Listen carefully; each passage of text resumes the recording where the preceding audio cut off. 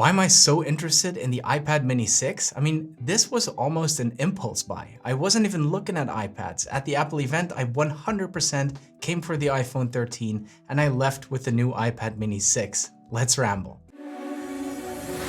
Hold up, things go wild when I pull up. They all on me like at once. Hey, what's up guys? It's great to see you all again. And if you're new here, I'm Patrick and this is where I ramble about tech and other stuff. So if you've been to this channel before, you know I'm all about the iPad Pro, the big boy 12.9-inch iPad Pro. And to be totally honest with you, I always considered the iPad mini to be somewhat of an awkward device. Especially if you use a larger phone like the iPhone Pro Max, to me the difference, or at least the way it feels, is just too close. It's not that much bigger and the Mini 5 is much less powerful than the current iPhone, so I never really gave the Mini too much thought. On the other hand, I'm using the iPhone 12 mini right now, which I love all but the battery, and of course there's no question about the difference between the iPhone 12 mini and the M1 iPad Pro. Two very different devices, huge size difference, and completely different use cases.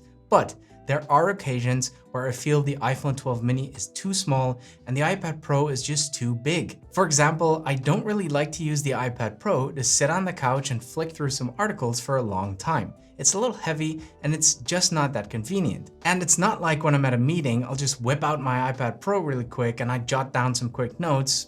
Using my iPad Pro takes a bit more commitment. I'll probably want to sit down somewhere to use it, so it's not a quick draw situation, if you know what I mean. So between the iPhone mini and the much larger iPad Pro, there is a bit of a vacuum, but I've never considered to fill that vacuum with an iPad mini until they presented it at this week's event and I saw what Apple had done with it. The iPad mini 6 is no longer an afterthought. It's no longer a little niche product.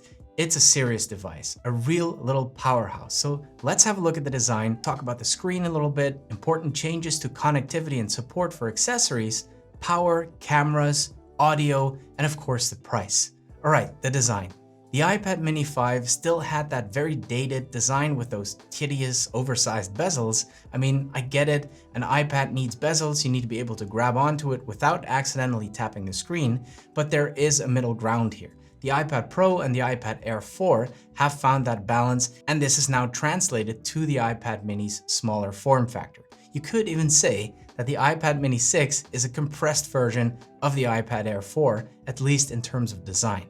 And guys, it has Touch ID in the power button, which I think is essential these days. I said it too many times on this channel, I don't understand why the iPhone doesn't have it. I mean, I know Apple is working on improved Face ID, but Touch ID is just so convenient. The iPad mini is available in 4 colors: purple, pink, starlight, and space gray.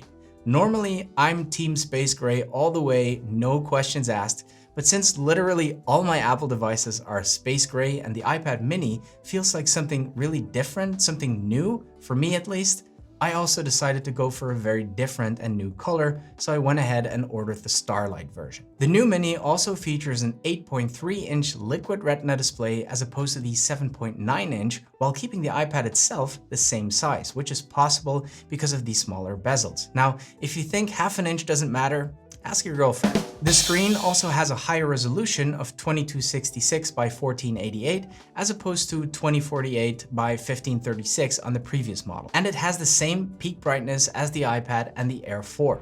It's not ultra bright, but it's bright enough for most scenarios. Also very important is that the display is now fully laminated. On previous iPad mini models, you clearly notice that there is a slab of glass separating you from the app. It really looks like the apps are moving underneath it. With this new fully laminated display, you will get that same feeling you get on the iPad Air and the Pro models, whereby it feels like you're actually touching the app. A huge deal for me as well is that the Mini now supports the Gen 2 Apple Pencil, as opposed to the first gen Pencil on the Mini 5. Now, that thing to me has always felt like it's the most ridiculous design flaw. You stick it right into the iPad's port to charge it, and it just makes the iPad Mini look like it's very happy to see me. Of course, it also makes sense to switch to the second gen Pencil, since the Mini 6 has USB-C now, and the first gen Apple Pencil charges via Lightning. The second gen Pencil is just a better design, and I love that Apple has taken the magnetic pairing and the charging from the iPad Pro and implemented it into the Mini as well. I think the Apple Pencil will be an essential accessory for many iPad mini users. The device is very popular among students, and note-taking will be an important element. But also doctors, nurses, technicians, and other professionals will benefit from having improved pencil support. I think note-taking has come a long way. I love using the Apple Pencil on my 12.9-inch iPad Pro, and I can't wait to emulate that experience, but on the much smaller form factor. Plus, with every iteration of iPadOS, note-taking seems to improve even further. So yeah, I think the 2nd gen Apple Pencil and the Mini 6 will be a match made in heaven. Guys, can we just take a moment to celebrate USB-C? I think this calls for a slow clap. Now, this is a big deal for me. It's a major reason why the iPad mini is now far more interesting to me, and it's also why I can't wait for the day that Apple finally ditches the redundant Lightning port on the iPhones as well. USB-C is 10 times faster, which makes it far easier to transfer things, and it's also a much more versatile port that lets you connect a whole host of things to your iPad mini. For me, as a content creator, my Apple devices like the iPhone and the iPad Pro are very much companion devices, not only to my Mac computers, but also to my cameras and my other tools I use for filmmaking. So swapping the Lightning port for a much more universal USB-C port is a big win in my book. We talked about LumaFusion quite a bit on this channel when we were reviewing the M1 iPad Pro, and this video editing app now allows you to edit videos straight off the SSD drive, which means you don't need to import them to your iPad first, and that's a great thing, especially if you choose that 64 gig version. That is simply not going to be enough space.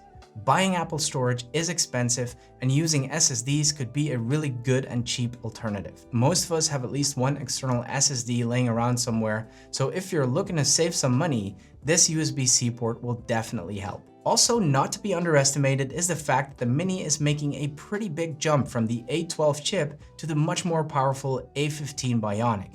Combine that with a new 6-core CPU, 5-core GPU, and 16-core neural engine, and you've got yourself a real little powerhouse. Now, Apple stated at the event that the CPU is 40% faster and the GPU is as much as 80% faster, but those statements can be a little misleading because they're not comparing it to previous models, but rather to the competition. Still, it will definitely be a massive upgrade. Now, the cameras. This is an interesting one. We just said that the Mini is almost like a compressed iPad Air 4, but it's actually better than the 4 in some ways, the cameras being one of them. The iPad Mini has a 12 megapixel ultra wide as opposed to the 7 megapixels on the Air. And the iPad Mini, by the way, also the regular iPad, now have center stage, which really does improve those video calls we all make so many of these days. The rear camera has also been upgraded to a 12 megapixel with 1.8 aperture, which means it will perform much better in low light, at least on paper. We can now shoot 4K video at 60 frames per second, which is great for those crispy slow motion shots, and you can even get super slow-mo at 240 FPS, but it will cap out at 1080p. But for things like TikTok, Instagram, and even YouTube, 1080p can still be fine. Right, audio. We now get side-firing stereo speakers in landscape mode, which is great for content consumption and of course for gaming. Personally, I still prefer a good pair of headphones, but I found myself plenty of times in a hotel or something wanting to listen to some music in the room or watch a movie with someone, and having decent speakers built in is always a very nice feature to have. The speakers on my M1 iPad Pro sound amazing, so I can't wait to hear what the speakers on this new Mini will sound like in real life. Now, the price might put some people off. The entry-level 64 gig model starts at $499, and the larger 256 gig model is priced at $649 for the Wi-Fi version. That's a lot of money. It's a lot more expensive than the regular iPad, but that's comparing apples to oranges, pun very much intended, because it would be a mistake to look at the iPad Mini as a smaller version of the iPad. The Mini is a much more powerful, much more capable device, so you would be better off comparing it to the Air and maybe even in some ways to the iPad Pro. Personally, despite the price, I would not recommend the 64 gig version to most people. I mean, if you buy this thing primarily as a note-taking device or you're just a casual or occasional user, then yes, 64 gigs will be plenty. At least for now, because apps and files will keep getting bigger and bigger, and of course, the fuller your iPad gets, the slower it gets too. And of course, you don't want to be deleting stuff all the time to make room for new things. If you don't fall within that category of note taker or occasional user, and you don't want to be upgrading again very soon, do yourself a favor and spend a little extra if you can on the 256 gig version. You will thank yourself later. So guys, these are my thoughts on the Mini, and like I said, I ordered it. I can't wait to turn it inside out and review it for you guys hands-on. So if you're interested in that or any of the other content I make, a sub to the channel would be great. I post about twice a week, so plenty of fresh content coming your way. Thank you so much for watching, and see you in the next one.